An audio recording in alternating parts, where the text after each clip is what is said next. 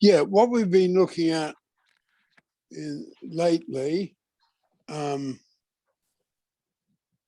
is the life forces, and what we've been looking at most recently are the different feelings of accomplishment that come from the different life forces. And developing on from that, what we're going to look at today is the particular feelings of accomplishment that come from and are associated around the caring life force, which is the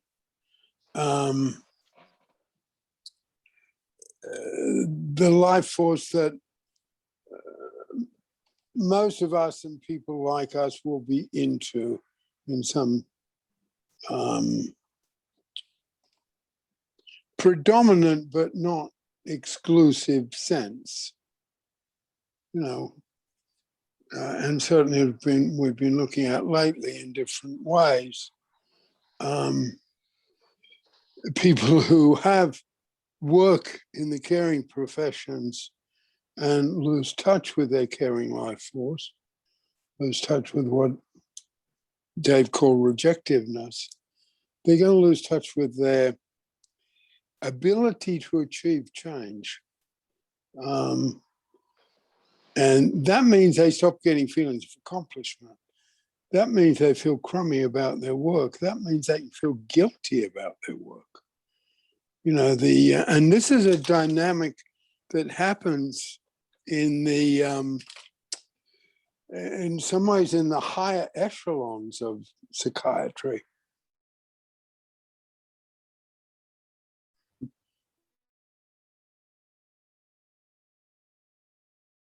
In psychology, but they're there.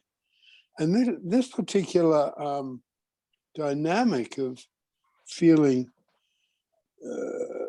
not good about your work because you're not being effective, if we come down the ladder and sort of hit the bottom of the ladder, this is an affliction, I'll call it that. And it is an affliction because people, you know, psychiatrists got a fairly high rate of suicide. And I'm saying this is the reason. That's a audacious statement, but, you know, I'm only claiming a little bit of the truth, but we are saying that. Now, if you go all the way down the ladder, this particular efficient becomes less and less. This particular affliction doesn't exist amongst foster carers, much at all. Sometimes the same thing comes in because they feel they're only doing it for the money, or they're no damn good, or they're evil, because you get evil foster carers just the same as you get evil priests and evil ministers of religion. You know, that is all documented in our time in history. So it's a very big deal if people cannot hold on to their attachment, I almost want to say, to their own caring life force. And what we're saying and also, you know, in terms of last Sunday, if they lose touch with that, they're not going to get any feelings of accomplishment. Working in the helping profession and not helping, they're going to lose feelings of accomplishment. And whenever we lose feelings of accomplishment, we're in trouble. So that's a sort of background to, wait for it, we have the solution, okay? We have the solution to this problem. I'll use another phrase in a moment, which is rather more combative. And you know, I can say with some ease, at the same time strength, that you know we've got the solution just the same as AA's got the solution, just the same as Martin Buber had the solution, just the same as Thomas Jefferson had the solution, just the same as Dr. King had the solution. And that is transparency. Because transparency means that I'm there as a person before I'm there as my role. It's one of the things transparency means. And that means that the ability to create trust is simply enhanced. And, you know, our practice of transparency is about control. Our theory of transparency is deep-rooted. Our philosophy of transparency is moral. And I want to take a look at each of these. The practice is our way of approaching transparency. The practice of transparency in Pellin is controlled. It's not spontaneous. The needs of the person being helped, whether it's a child in a family or a client in a professional practice, always comes first. I want to repeat that. The child, the client, or the patient's needs always come first. And that means safety has to come first, because that person has to be safe. But I do not feel it is anything but common sense and good practice that often the child or the teenager wants to know what mom and dad really think and feel. They want that. And I'm saying the same thing, that is common sense and good practice, that a client or a student in a professional relationship at times wants to know what the therapist or teacher really thinks or feels. When I'm combative about this, I say it's our secret weapon in a competitive field, okay? And people often say of Pellin practitioners, you know, I like it because she felt like a person, or I like her because she said what was going on for her, or I like him because he cries sometimes. Now, the practice of it is, and I don't want to go into that immediately, because I don't want to get into my clever critic. But, you know, the practice of it is very thought through, and I want to repeat, very controlled. It's not letting it all hang in. It's how would it help the development of trust for me to tell this person what I went through in a situation like that, or what I'm going through right now. When, I guess I want to use the word I'll use, when I was working with the great Merv Davis in Vancouver, you know, we developed the sort of system where the parolees could have a file on us. We had a file on them, right? We had a file this thick on them, days before, when everything was paper, not digital. And yeah, I want to stay away from my critic just for now. This is an unusual approach. I'll just say it that way. But it is very thought through. And, you know, I think we can say, I think we can draw a sort of parallel almost between safety and the development of trust. And if, the person receiving the help has a sense that the other person is genuine. Foster carers have a phrase that they often talk about social workers, particularly young ones. They say, oh, that's Mr. By the Book. And they have enough sort of knowledge that they could almost say what the book was, but it was Mr. By the Book. He's not there as a person. He is there as a social worker, and he's following social work protocols and theory and practice, but not saying it, who he is.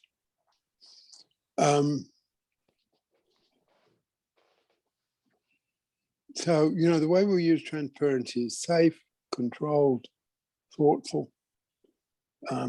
We also realize that it's unusual, and for that reason, we're doubly concerned with safety. And in being doubly concerned with safety, someone is parent in direct proportion to the experience and position they have. Okay, so if someone's junior, they're told to use a little bit of transparency. I'm really pleased to see you, but I had a hard day, but I still want to be there for you. That's sort of one level of transparency. And another level of transparency, I'm really pleased to see you, but I'm having a hard day, and to be frank, things are tough at home. That's another level of transparency. So that's someone who's more experienced, has a bit more position. A further level of transparency is someone who is experienced, knows what they're doing. I'm really pleased to see you. I'm having a hard day. I'm having trouble at home. My teenage kid got busted for breaking and entering. Now, that is a particular level of transparency that someone would use from their experience and thinking, will this help this relationship I have with this person? Now, my sort of position is that if we've got a deep and meaningful relationship with someone in a therapeutic setting, that relationship will hold and be expanded, and trust will deepen if we can be quite open who we are as a person. Cease. Yeah, I don't think I would ever say that to a client about a child having been arrested. That's their life, my child's life, and it's very personal. And I don't know if somebody else can hold confidentiality the way I could as a therapist. I think that's too much to ask them to do as a client. I could say, we're having some difficulties at home, and my mind wasn't on this, but I don't think I would ever, saying your kid was arrested is a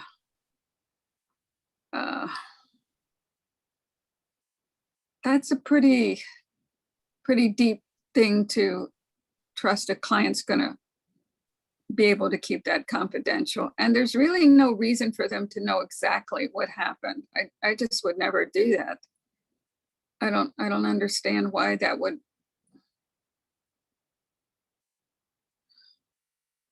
I don't know. I just don't think I could see any benefit from it. Yeah. No, I agree with all of that. I don't have any difficulty with that. I guess I use the example as I believe in some situations that would work. Okay. But again, I go back, it's control. So, you're in control, and you're deciding, no, I'm not going to share that. And that's fine. Mhm. You know, what I'm sort of putting out here is the thought and practice of this approach. And I don't want to run away from the extent that it can dig very deep, okay? And given everything you said, Cece, no, I don't disagree with anyone. I could sort of write a narrative of a story where it would work. You know, I could write a narrative of a story where that might make all the difference. That might save somebody's life. Okay. But again, the particular, you know, a couple of things to, you know, to sort of almost put some bookmarks on this discussion. You know, my two most significant teachers, as you know, were Dave Pellin and Fritz Perls. Dave was certainly I think the most untransparent person I've ever met in many ways. And so was Fritz, you know, and I've trained a lot of people who, and I think they would say they're Pellin trained, who don't in any way practice transparency the way I teach it, or the way I trained them in. That's just true. So it doesn't suit, and as I say over and over again, you know, what's heals people, in my view, are people, not theories, whether those theories are mine or somebody else's. So I would agree with everything you're saying, and at the same time, I'd hold my narrative of, at times, I'm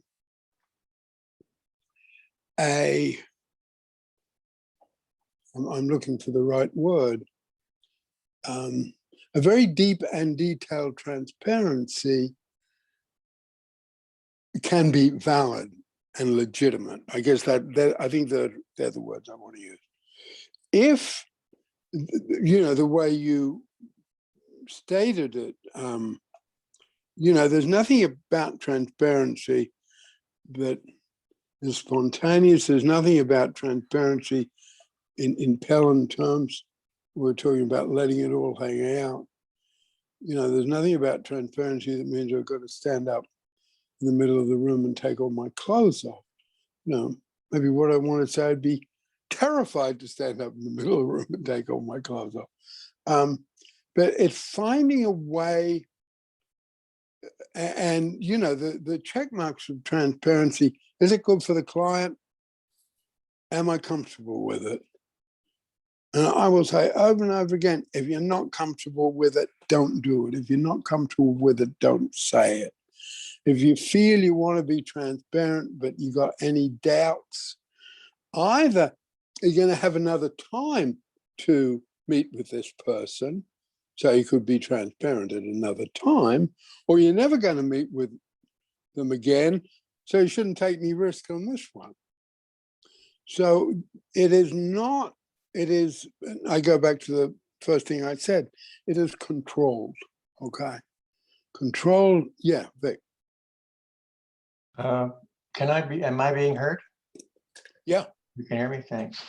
So this is kind of interesting to me, and because I don't come here too often, I don't want to take up a lot of time, and I hope I don't, so please correct me if I am. I tried to read the section, because of Mary's email, I tried to read the section on transparency in the manual, and as I read it, I thought, this is really, really a very finely tuned and very well expressed principle. That's what I felt about it, and what Peter's saying about control all made a lot of sense, and it harked back to my reading of it. But now hearing what Cease said, I really resonate with what Cease said, because here's a situation, and I got to be careful about how I say this because this is recorded. So you get into a situation where you're trying to help someone, and this is not, say, like, this is not as a practitioner, not as a social worker, but it could be a family member or it might be a friend. And let's say there's very, very, very serious problems with this other person you're trying to help. In the process, and it could be over a long period of time, you end up talking to other people. And you say some things about the person you're trying to help, not because you're a gossiper or anything like that, but you're desperately trying to get some ideas. How can I be of help to this person, right? And so you end up in a situation where the person you're trying to help, you're face to face with them, and you realize that you've said things about them that if they knew would break the trust that you're even trying to develop. I don't know if I'm making sense. I hope I'm making sense there. So as a practitioner, you might not get desperate. This is a little bit different than what C said with regard to what you said, but in one sense, it's the same thing, that you've spoken about private and difficult things about somebody to someone else. And then the question is, well, why? My answer, is, well, because I'm desperate and I need somebody to help me through this, and I would just suggest a lot of people are in that situation. But as the person that you're trying to help, it's not going to promote trust in them if they feel you're speaking about them to somebody else. And that's why I resonate with what C said. So now I look at the situation and I think, well, going back to that person, in order to develop transparency, should I say to them, I've actually spoken about you because I was feeling I needed help, right? So I'm trying to connect with what C said there, in that, when you're doing this transparency, if you were telling about, the family member to somebody else, if that family member found out about it, yikes, that's going to be a problem. Am I being helpful here, or can anybody respond to what I'm saying? Thanks. Oh no, that's absolutely true, and that's that's why we have the gossip rule, because we don't spell it out in the ground rules, but what the gossip rule means in practice, A about B, then I've got a responsibility to tell B I said it. The bottom line of all of this in our work is evaluation strata, evaluating in terms of hurt and purpose. So if someone is going to be hurt by the thing I share, as she suggested, then it's wrong. It shouldn't be said. That's really clear. I think the, breaking confidentiality to gain information, I think is something that is a absolutely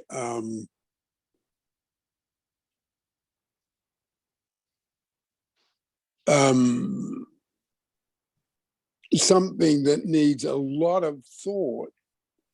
And there are ways to do it that are sort of cliches and a bit klutzy, but at least the meaning is in the right place. I need to find out something about who. There's a whole lot of stuff, isn't there? It was a bit klutzy. I have a friend who is in this sort of trouble, but in fact, I'm talking about myself. That was something that was around a lot at one point, but I think that indicates that these situations we have to be really careful about. Because one of the things, sometimes I use extreme examples that are probably not a good idea. Someone told me once, Peter, you really make it hard for yourself. And that was when I was saying something about someone could be doing very good drug rehabilitation work in apartheid South Africa. And the person came up and said, Peter, why do you make it so hard for yourself? Why do you come with those sort of, and I've got to look at that. There's got to be memory links in me that I sort of go for the rebel bit or something. And I think coming back to Cece's point, absolutely valid. You're not going to talk about your kid who's got in trouble with the law with somebody else. Let me just, I think, Peter, to me, the concepts of transference and countertransference outside of the initial, now antiquated, still practiced occasionally, blank screen are like the bumpers of this. It reminds me that I have unconscious bias, and so does my client. And so in my recognition of transference, I'm going to think, and this is your point about the safety and the control, how is this helpful? Will this be a burden to them? So for instance, I never talk with my clients about health problems that I'm having, because even though that might be transparent, I might say, I'm a little distracted this morning. I've got, but that's the care. So the recognition is that once I share it with my client, it's inside of them and they're going to have to deal with it. So I want to be able, or my philosophy is, I want to be able to predict, and as you said, somewhat control what impact that transparency is going to have. Now, I'm much different on emotional transparency, where they're going to see how you feel anyway. You might as well acknowledge it. But that's kind of my thinking. So in the example you gave, which I do think sometimes you're a rebel with a cause, but it gets a little offline. It's like, then they're going to be like, oh my God, what kind of trouble did they get in? And am I willing to go all the way down that rabbit hole? Or I'm saying to them, I can trust you with she got in trouble, but I can't trust you with the details. So those are just some thoughts I have about that. I will tell you, Vic, too, sometimes I will say to my client, I was really troubled by our conversation last week, and I talked to a colleague. Now, I assure them that has no kind of personally identifying information, but sometimes I will say that, and I'm hopeful that it conveys my concern and care for them, that I was so concerned I wanted to get additional help. You hope it goes that way, but kind of like everybody's saying, you've got to understand where you are in that relationship and whether they trust you enough to hear that. But anyway, that's just my thoughts about it. Thank you. Yeah, the place I take that in. I'm sorry. No, go. Oh, I think that transparency communicates that you have trust in the client. It always feels to me like it's a show of confidence. If it's shared, if the information is shared for the right reason, it can even feel conspiratorial. I've had a lot of success. My mother does incredibly good couples counseling, and she's a director, she's dynamic. And we have the same last name, which I thought of as changing the last name so it wouldn't look, and it was like, no, let's start off by saying straight out, as we should, there is a family connection, and provide you with, 2 more referrals. But if you enjoy this, you'll really enjoy blah, blah, blah, cut from the same cloth. But we have a way of working with feeling shame. And so, like with the foster care, for example, if something that you say as a parent is, my kid's in trouble, your kid might be in trouble, my kid's in trouble, we share that. We know what that is. That feels to me like a show of respect, that you're trying to communicate. And then there's a question about, whether or not you ought to be sharing information about someone that's not yourself, but I have a hell of a lot of fun sharing information about my mom with my client who's an individual with me and couples with her. And everybody has fun with it. For the most part, she can feel, I'll let her know, but she can feel caught in, if she's in her role in a way that's too comfortable, her client can say, I'm on to you. Your daughter told me something about, I find it very interesting that you're a couples counselor and on your third, I didn't realize you're on your third husband, and then my mother would go, oh Christ. She started gabbing about me again. So, but I do that with the idea in mind that it's like there are no gods here. But I feel, it is part of my own memory links and the imperative that I feel that clients don't feel less than, because I had such injury in that place as a client myself in relation with the power differential with the therapist. Yeah, one of the things I realized, this is the first time I've taught this way, because going on to the next bit, in a moment, the theory is very clear. Because when I first came up with it, so before I met Dave Pellin, before I met Fritz Perls, but it was a time when I was working in a prison, and I've mentioned that here before. And I can write about the next bit I'm about to say, because I have been writing about recently. But it's very hard to say. It's the sort of thing Nikki knows I always get wrong. But yeah, I was an accurate diagnostician.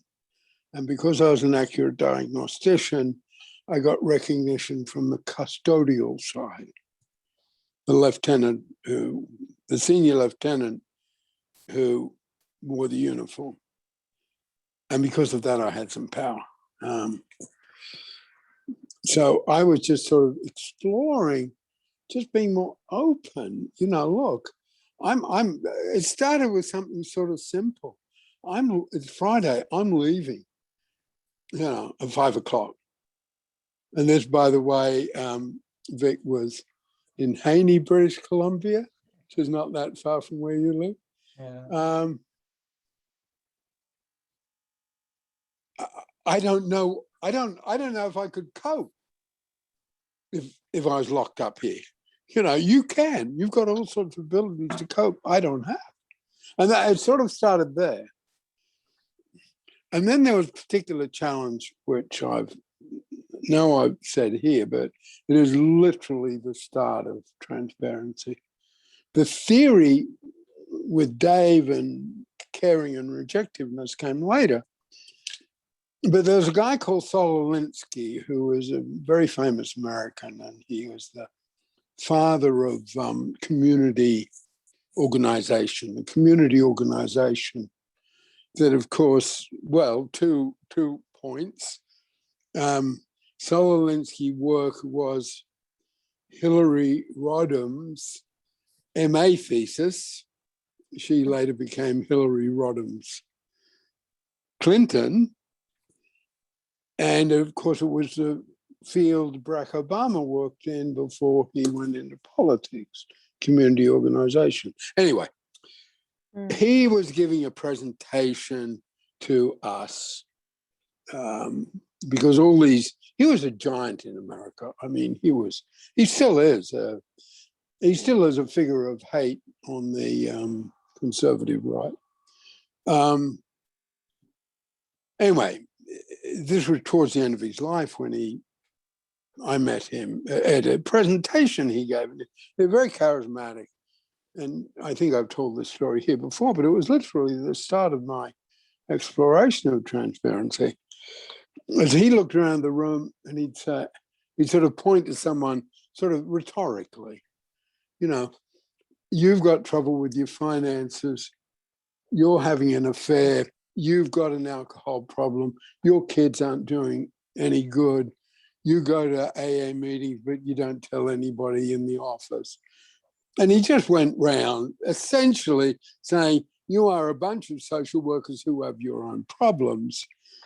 Therefore, it is not legitimate for you to be doing the work you were doing because you are messed up, as your clients all are messed up, and you should all become community organizers. That was his pitch, okay? And I mean, he was very, he was very engaging, very charismatic. And I sort of left that and thought, well, no, I'd be a lousy community organizer. I don't have those skills, and they're a particular set of skills that I guess Barack Obama epitomizes them. So I thought, but he's right in the sense of we have these issues in different ways. And then I thought, well, what about if we're open about it? What if the person is open about, I've got a drinking problem too? What if the person's open about it? I was too shy to confront him with that because I realized if I took my argument, then I could say, well, what about you?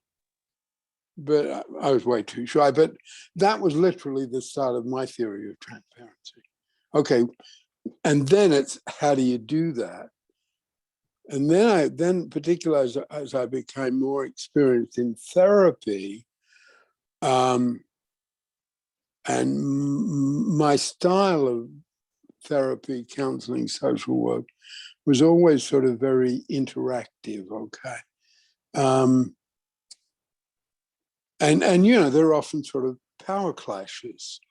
And I realized that in the therapeutic relationship,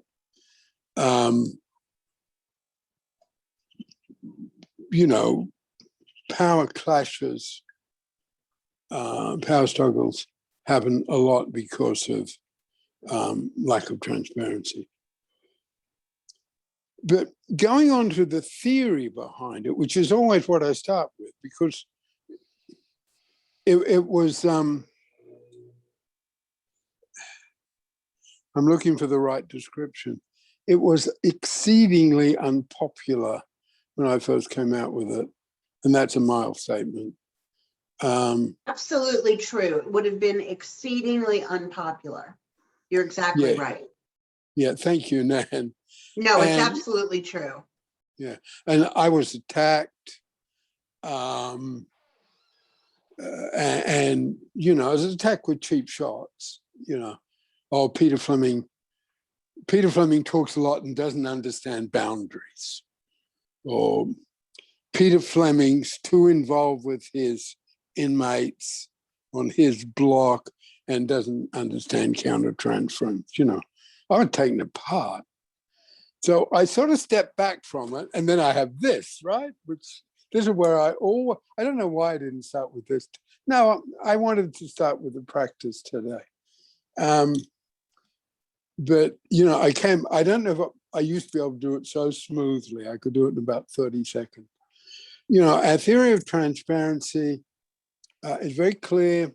It's based on Martin Buber, the late work of Carl Rogers, the humanistic psychotherapy schools of thought, William James, the American philosopher, E.M. Forster, the theories of democracy from Tom Paine to Dr. King, Lord Acton, Power Tends to Corrupt, and the work of Alcoholics Anonymous. It is a very solid theory. And I learned to shut up my critics, okay? And I could, I rehearsed it. I said over and over and over again, so I could say it in such a way that wasn't all tight, okay? I couldn't do it any other way but rehearse it. And you've only got to take, one or two of them, and it's a strong argument. Martin Buber's I, thou is a straight line. It's not I am seeing it as thou. It's not a vertical line in which the professional person is on top and the person receiving the service is further down. But that's getting into the critical bit. I don't want to go there. But just the third point I want to make, the first point I want to make is the practice of it, okay? And I guess I want to go back to that word control. So, if in any way there's any doubts about how someone would handle my transparency, then I don't have the therapeutic control that is my responsibility, so I won't do it.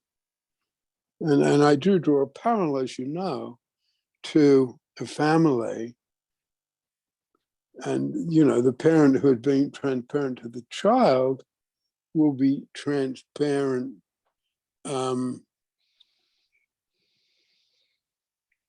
depending on the child's age and needs. But even maybe a little one in some circumstances needs some sort of transparency because the situation the family is handling is so terrible. So there might be a real need of a parent to be transparent. When you work in fostering, that's also true in substance abuse work.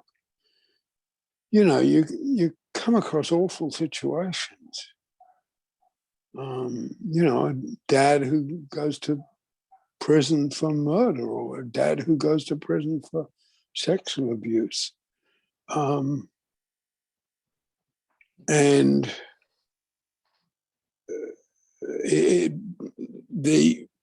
my teaching about transparency, it's just true. I almost have no trouble teaching it to foster carers. Psychiatrists, they take me to pieces. Absolutely. You are throwing, I can't even put the words in right, but you are throwing, what you are suggesting is throwing away the whole therapeutic relationship. Because the therapeutic relationship depends on a blank screen and depends on your personality, Peter Fleming, not interfering your client. You're throwing the whole thing away. And, that's after sort of 35 years work in the field in a whole lot of different tough situations. And I'm being told that I'm illegitimate. So there's no question that I can get defensive about this. I think the word, and when I first developed it, the word wasn't used with the accolade that it's been used over the last 10 or 15 or 20 years. I mean, it was lovely for me to watch it happen. All of a sudden, people are talking about transparency, in politics, in business, in all sorts of other places. And I had an easier time then, a much easier time. When I first was using the word, it wasn't used much at all. It wasn't used with a sort of common currency that it's used now. Well, I think it became understood that it wasn't for the sake of, it was being used for self-protection, not protection of the most vulnerable. And so that transparency was, the next promise that things might be less dirty. Yeah. Mm-hmm. Although I in terms of theory, you know, if you take sort of Tom Paine and AA and just Martin Buber. I mean, Martin Buber is saying the relationship between two human beings has to have some fundamental equality.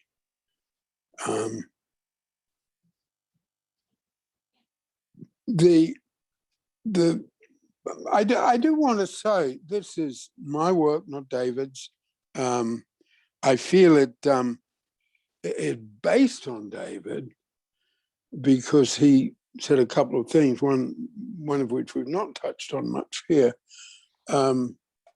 But, you know, his concept of rejectiveness, our concept of caring life force, I feel that if you're not transparent at all, I mean, I would in a public conference domain like that would say, you know, you need some human warmth to be able to achieve human change. I would argue that one. And the other argument behind there's a man, another person I want to add to this. I can't find his name. Oh, yes, I can. Yeah, no, that comes the next bit, the values and transparency. Yeah, in terms of practice, you know, there are two things that we sort of take for granted, but have very long histories. And this is my background in political science, which has affected my practice. One is one vote, one person. Now, I don't think anyone could come along and say, well, I'm proposing that people with BAs have a vote and a half and people with MAs have 2 votes and people with PhDs have 3 votes. I mean, it wouldn't even be proposed. It'd be like a Swiftian absurd thing. You know, Jonathan Swift wrote it's hard to say now, wrote a very famous short story. Can't remember the name of it, but there's an easy solution to poverty. We eat small children. Okay, it was sort of taking it to an absurdity, and it's you know, one person, one vote. You couldn't argue against that. And the other one is the jury system. You know, the people who decide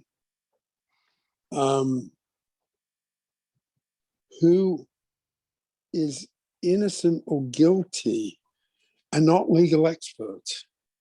We have set up a system. There are 12 ordinary people. And I feel that sort of thinking, that democratic thinking, hasn't permeated my field of work. I feel my field of work is, yeah, I don't want to go on the critical side, but it has a different history. A history of medicine. Medicine has a history of patriarchy. Medicine and patriarchy have a history of kingship and, you know, generals run armies. And Martin Buber came along with I Thou, which is the jury system and one person, one vote. And that takes me to the third element I want to present here, and that is the values in transparency, the values and philosophies in it. And the bit I said in the introduction is that our policy of transparency is moral. And there's a documentary that just come out. I think it's also a book. I think it's on Netflix. And his name is Andy Barkham, Barkham. And it is called Not Going Quietly. That's the name for his documentary and I think book. And he's a father of 2 kids, I think. I might have used this example recently, but I want to bring it in here in terms of transparency. He's got ALS, he's very, very seriously disabled. And what he said, the bit I'm stealing from Andy Barkham, he says democracy is his religion, okay? And I'm sort of adopting that one for me. And where that comes in transparency is relationship, although I know it's ideal. Yeah, just to say it briefly, I have clients who do not want. That's fine.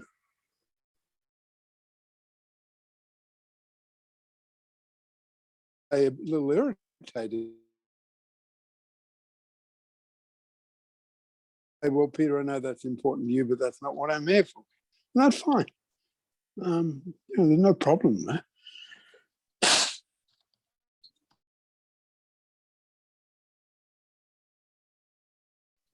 If we look at the fundamentals of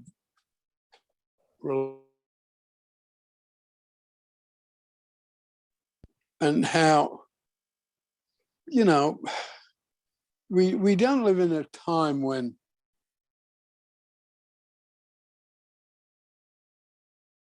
tomorrow, next year. When I was around Dave in those early years, that was a confident time. Things were going to change. Good stuff was going to happen. A whole lot of people believe that.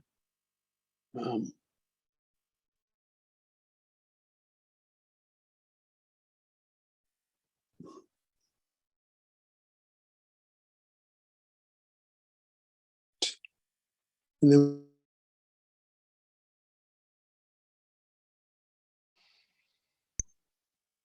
so we live in a time now where I think trust is a larger issue than it was. And trust is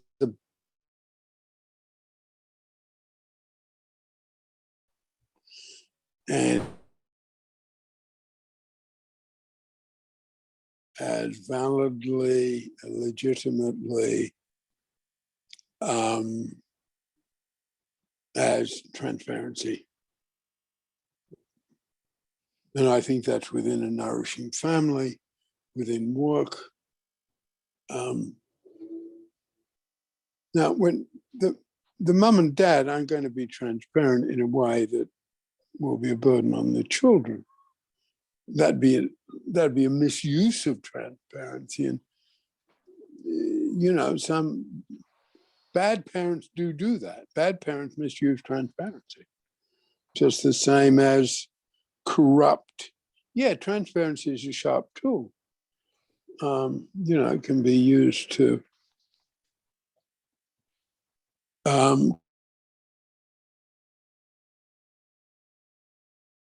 either of those things.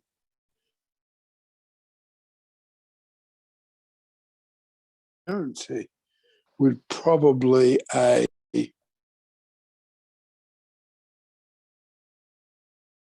imagine it true factor in probably all child sexual abuse.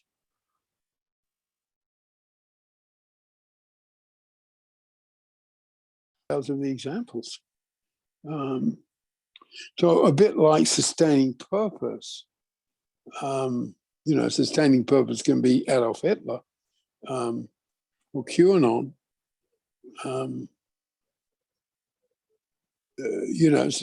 Or terrorists.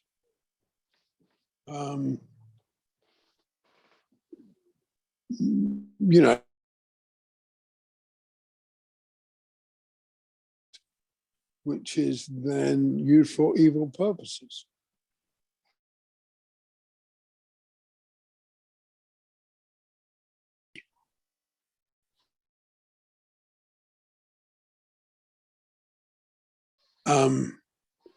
But I do feel my field has a bit of a history of ducking moral and ethical questions. And I guess I would call that cowardice. You know, evil exists in the world. And it needs to be faced. And moral issues need to be faced. And I think there's a moral issue about being able to be transparent about who I am as a human being. And oh, God, I'm a critical person. I've got all these thoughts coming out. You're pushing you. I'm not going to go there. I'm not going to go there. I'm not going to go there. What I mean by that, you know, I grew up in the civil service, and my academic background was political science, and I work with part of the ethos at Sydney University when I was there was a man called John Anderson, who was a great, he was a philosopher, and he was very, very influential person. Anyway, he taught critical thinking, and I learned critical thinking from him, and I'm a good critic. But at times I want to be more like Dave. Dave criticized nobody. He just, right, Vic? He just presented his stuff. He didn't say this, you know, he just presented his stuff over and over again. That's the spirit I want. That's a bit I'm trying to write about in the Me and Dave, eh? I'm going off a bit there, bring a lesson plan, bring it back to the moral questions I believe are in transparency. I think those of us who work in the helping professions, who are working with people's emotional and social life, I feel there is a moral question about how we should be open about who we are. And I think that's a moral question that needs to be faced. And I think systems are set up that does not face that question. And then within transparency, you know, phrase of James Joyce, you know, can I stand up as sort of whole person alive? Or am I going to hide part of myself? And what are the moral issues of, well, there is one that's pretty clear. I mean, you know, Saul Alinsky shot at the social workers. I mean, he wiped us all out, okay? He was very good at it. He was on a circuit, right? And this, I think this was at the height of his fame and quite close to the end of his life. He was a tough, chain smoking, probably whiskey drinking, womanizing Chicagoan. That's who he was. So he had his number down. So he wiped out the whole audience, okay? He was good at it. He was really good at it. And yet, you know, who is Saul Alinsky? That's a quote. Who is Peter Fleming? Who is Sigmund Freud? Who is Fritz Perls? And how that relates to the development of trust. And then I think I'm on a bit of I've still got more work to do on this, but I think I'm a bit of a glide path because transparency is such an accepted word these days. You know, and if I take out the rebel without a cause or rebel with a cause that Nan pointed out, I think it can be presented this day and age much smoother. Peter, I want to make just one other comment. I mean, I certainly think we've come a long way. I also think part of my positivity about some of what negative you experienced was my early training was with some very devoted, very moral, very inquisitive psychoanalytic people. But nonetheless, in what I see a little bit of today is this notion of peers. So if I have shared lived experience, that becomes a superficial excuse for transparency. Say it And again, Nam. I got a bit lost so there. if I say to you, I have lived experience, so I've Oh, been yeah. through that is all I need to do.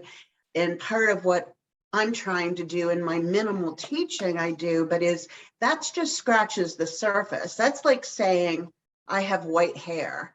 I mean, yes, I've been there, but that's not the same as taking a look at the absolute kind of importance or sanctity of a therapeutic relationship.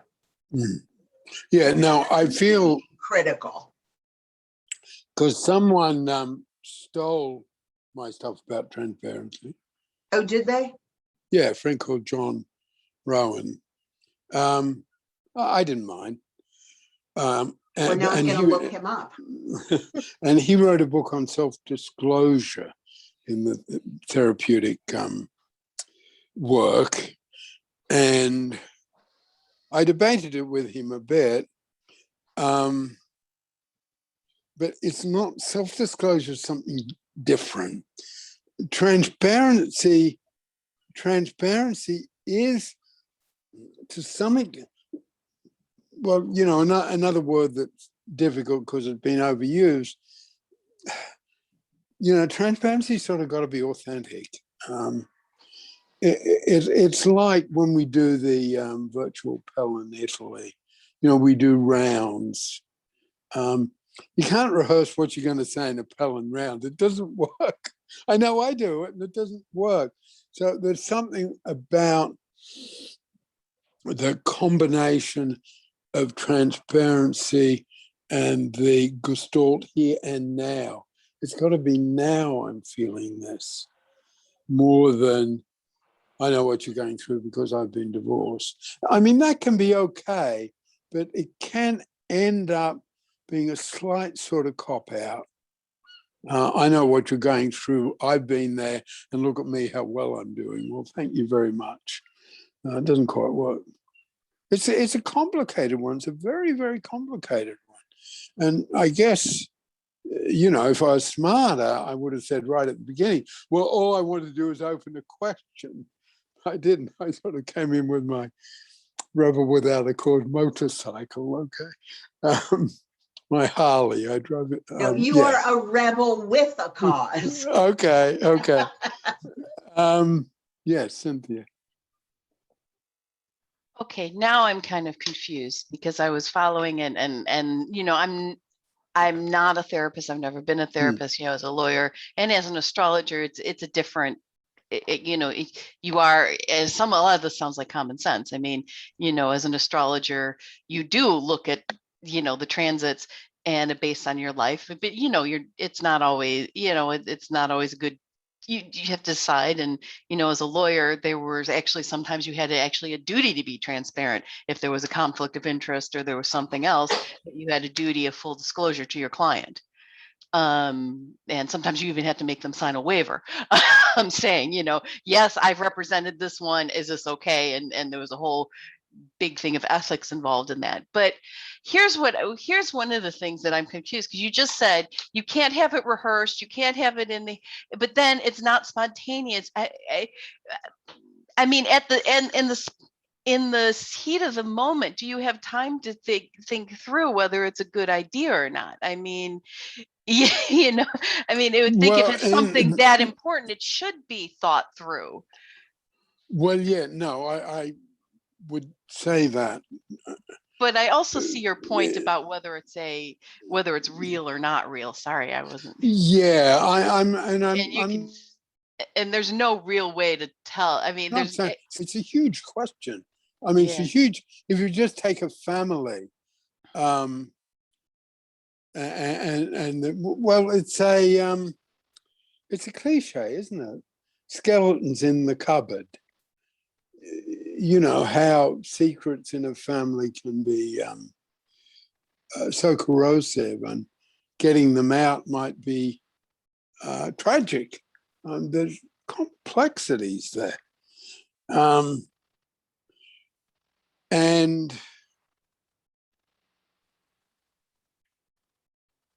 you know, I think there are a couple of things I should have said right at the beginning. One is, I did say it at the beginning, but I should have made it a bit clearer. We're talking about transparency in terms of the caring life force, okay?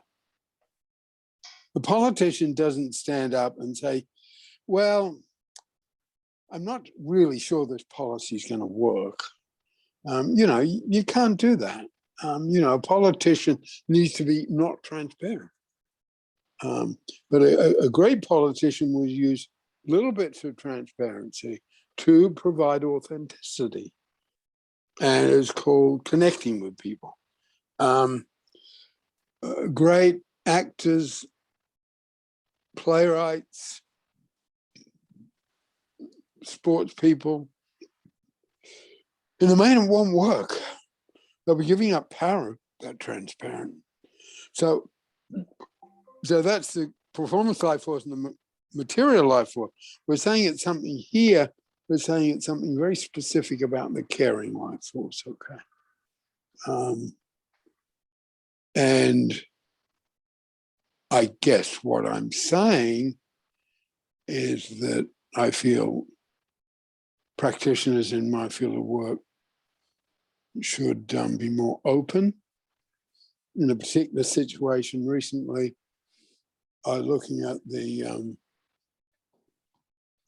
different openness and vulnerability and how they're not the same thing.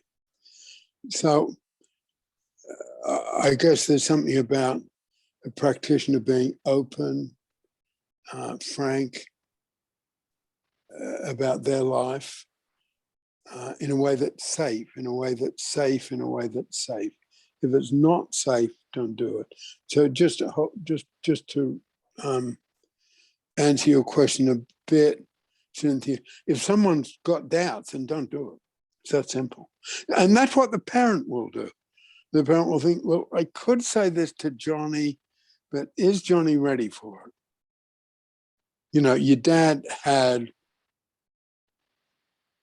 other children and he's kept it a secret. And now he's in prison. When to be transparent, not to be transparent? There's going to be a hell of a lot of stuff. Vic first and then Cynthia. So this is really interesting. It's interesting to me to reflect on this and to, you know, I tried to read the part in the manual and to hear everything that's been said by everybody here. I sort of feel like, I don't know how to say this. I feel this, I'm going to say this. I can look over the last half century now from when I was in the activator unit, half century, and all that I've been through and what we're discussing right now. And I sort of, you know, I take a deep breath. And one of the things that I've noticed, and it's not just with regard to, you know, what we're talking about, but a lot of things is over the years, trends happen. Some things become fashionable. I think one of the things that's being said here is that transparency has become fashionable and become overused. And as I read what was said, obviously written by Peter in the manual, and this idea of control, what I'm kind of getting at is this. I also noticed in the manual that, and Peter has said this many times about David Pellin, is very, it's interesting and something not to be forgotten, that in the end, it's common sense. And there's something significant about that it's common sense. Because if it's common sense, this is what I'm going to suggest from what we've discussed, is that the controlled, smallish right touch of transparency, the purpose is to intend, the purpose is to convey that our intention is to be transparent. And so in all likelihood, the person we're speaking to gets it because it's common sense and people have this emotional sensitivity. So if we appropriately share just that little bit of transparency, it's to signal, I would like you to know that I'm human and I have my problems, you know, and we don't have to overdo it. And so the person's likely to say, great, I get that. So let's proceed. And then you don't have to pull out all the other stuff. I'm thinking it's like a signal. I don't know if that makes sense, but over many years now, and I come back to what Peter said a few months ago about David, that David didn't criticize people. One of the reasons David didn't criticize people is David had something very, very positive to give. And he was busy doing that. And he would get in your face about it because he had something very, very positive to give. And so he didn't waste a lot of time criticizing people because he very quickly got your attention. He's got something very positive to give, including that positive energy that I've spoken of at times. And again, and I myself, having known David and having connected with you all and Peter all recently, I have to say this, and having done the poems, David Pellin had a spiritual dimension in life. There's absolutely no question whatsoever at all about that. No question whatsoever. And so one of the reasons he didn't go around criticizing is he had something very positive to give. He knew it, it was real, he had developed it, and he was busy doing that, right? And you felt that pretty quickly, right? And so coming back to the idea of the common sense, I'm thinking that if skillfully, and I really appreciate being here today and listening to this, because I've got to take this away now and apply it somewhere in my own life. But if we skillfully use that little bit of transparency authentically, and it really is, then the other person emotionally with their sensors is likely to get that message. Great, I get that from you. Then we don't have to dump all the other stuff to prove that I'm being authentic, right, or transparent. I hope that helps a bit. I might have to cut out a bit early. So that's a little bit I want to say. And it's really emotional to me to sit here after half a century and always being able to remember being in David's presence and to hear Peter sharing what he's sharing and to hear you all discussing David Pellin. So if I have to cut out early, I'll quickly say so in chat, and thank you very much, everybody. Okay, Cynthia. Yeah, well, what I was going to do, because you didn't really answer the question I had, I probably didn't communicate it real well. There were two things that seemed when you were saying that that it doesn't work to rehearse it. It doesn't work to plan it out ahead. It has to be in the moment. And I guess I was having some trouble as somebody who, you know, for me, it takes me a long time to think about things through. I mean, what I do in the moment is not necessarily more authentic than what I've thought through. And something that's as big and important decision as to whether or not to self-disclose or whether or not to be just transparency and how much is a decision I would, well, maybe it's because part of it's my field, you know, as an astrologer, I don't do as much, may do things in the moment, but I've prepared looking at the charts and stuff ahead of time. I guess that's what I mean. And I understand what you're saying about there's a difference if it feels rehearsed and it's not real. But I guess my thing is that I don't necessarily think what happens spontaneously is necessarily any more real than what you've prepared and thought through. And I guess that's where I'm, and you know, if it's this big of a decision, it's almost too big of a decision to be making right in the moment. I mean, unless you have to, you know, right in the moment, in the heat of things. But I'm not a therapist, so I don't do as much in the heat of things, and I know I don't do well in the heat of the moment. I'm, you know, I don't think that fast, and I don't react that fast. And if I'm making some kind of decision like that, I would want to take the time to decide what and how much to say. But that's, I don't know. No, I don't know if that made sense. No, that absolutely makes sense. And I just got that wrong. I just said it wrong. My Okay, mistake, sorry. really. I guess, you know, There's nothing about the- spontaneity and transparency. There can be very well thought out. yeah, that can be absolutely well thought out think and it can be- rehearsed. it I can be mean, both. It doesn't mean it's off the cuff. yeah, my statement, and I make it to foster carers. I'm this old white guy coming in, and they're Black women with a lot of life experience, right? In the main. And I just say, you know, I've been divorced 4 times. That is totally rehearsed, totally so. I'm not choked up. I'm just making a factual statement. And my belief is, because they're smart, right? I make more sense if I say that. This guy comes off a bit funny. What's it about? There's another part of my work called script lines, which is sort of transparent, totally, absolutely rehearsed to the 100th degree. So I'm just making a particular little point about some things, and I said it incorrectly. So thank you so much for picking me up on that. Yep.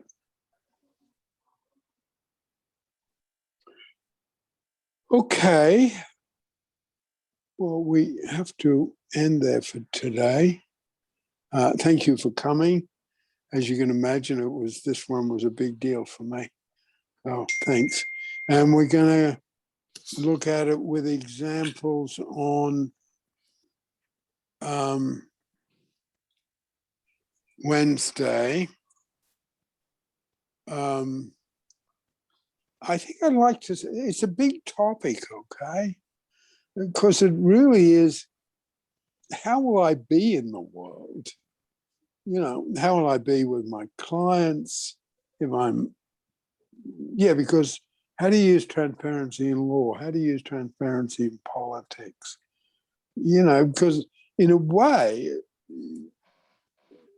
fashion sort of caught up with me or something. But yeah, it's a little bit overused. But I mean, what it's saying is, how will I be in the world? How will I be with my kids? How will I be with my neighbors? You know, when I moved in here, I didn't know anyone. I still don't know anyone where I live. I told them I'd just been through a lousy divorce. I told my neighbors that. I told the real estate agent that. That was totally, absolutely rehearsed. And it was just thought, I think I'm a bit weird because I'm coming, you know, I was a mess. You know, I'd prefer them to think I'm divorced than think I'm some weird guy who'd moved in next door. Yeah, why is this guy living in King's Lynn? You know, well, the reason I was King's Lynn, I could afford it. So I could tell him enough that I made sense, but that was absolutely rehearsed. Absolutely rehearsed. And I think there are times where I thought, no, I'm not going to say it today. I can say it next time. Yeah. Thank you for clearing that up. Okay. I'm Peter, and it's almost 6:30 in the east coast of England. We'll go east-west again. Nikki? And I'm in Wimbledon still, and it's 6:30. Okay. No, 7:30. Okay. Cease? I'm in Tampa, Florida. It's about 2:30. Okay. Nan? I'm in Cincinnati and it's about 2:30. Okay. Cynthia? Cynthia in Kankakee, and it's about 1:30. Yeah. Okay. West Coast, north to south. Vic? Vic, in Abbotsford, it's 11:30. Thank you, everybody, for contributing. Thank you, Peter, for the effort you made to draw out some of the things we need to hear. Thank you. Tamara? And I'm tomorrow in San Francisco at 11:30. Mary? Mary, in Rosarito Beach. Sorry to miss the last few minutes. The internet went right out, but I'm glad I got back to say goodbye. Okay. Well, I am very high on this one. I haven't missed out anybody, have I? High on the pendulum. I haven't missed out anybody, have I? Because I'm high. Okay. Well, watch this space, and we're gonna look at the same topic next Sunday. We're gonna do examples on Wednesday. Bye. Okay. Stay safe. Bye-bye, everybody. Thank Thank you Thank all. you. Bye. Bye. Bye.